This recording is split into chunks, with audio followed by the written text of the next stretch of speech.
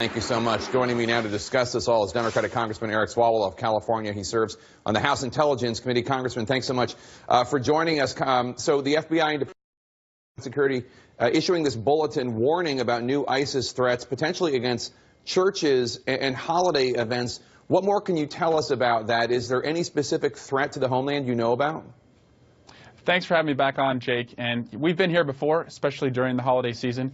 And this comes from specifically listing churches and their addresses. And you can imagine that was done to terrify us. But there's no plot or a specific plot that we believe is in place. So, you know, this is the land of the brave, and we will be just that this weekend. But I think this will move people to be, I think, more vigilant as we go shopping and to our churches. So you were just briefed about the probe into the Berlin Christmas market attack on Monday. What is the latest that you can share with us?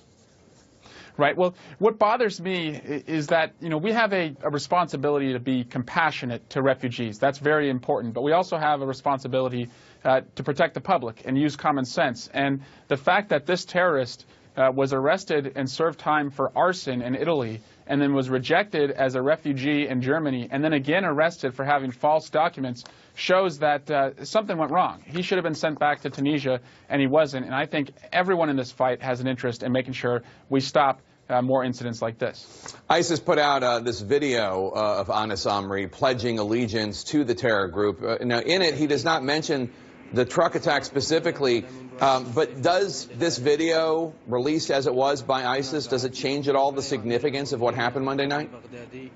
It looks like this video was recorded before the attacks, uploaded before the attacks, and that ISIS is calling him a soldier of the caliphate. And this is a term they use when they did not direct or coordinate the attack. Now, there's more information to learn about who he talked to. He was a man on the move through many countries. That's a big part of the problem here. But right now, what we believe is that it was not a direct attack. It was something that he carried out on his own, but there's still more to learn. And as you note, he traveled a great distance, about 500 miles through France into Italy, where he once lived. Is the suspicion that he did receive some help along the way from those who were in on this with him in one way or another? When you go to so many places, you meet a lot of people, and that's a big concern right now, is who was he talking to? Were there others that were plotting? And those are the questions I've asked our intelligence community, and with our German, French, and Italian partners, we're going to get to the bottom of that. And most importantly, we want to make sure someone like this can't make their way over to the United States. I want to ask you about the action at the United Nations just a few minutes ago.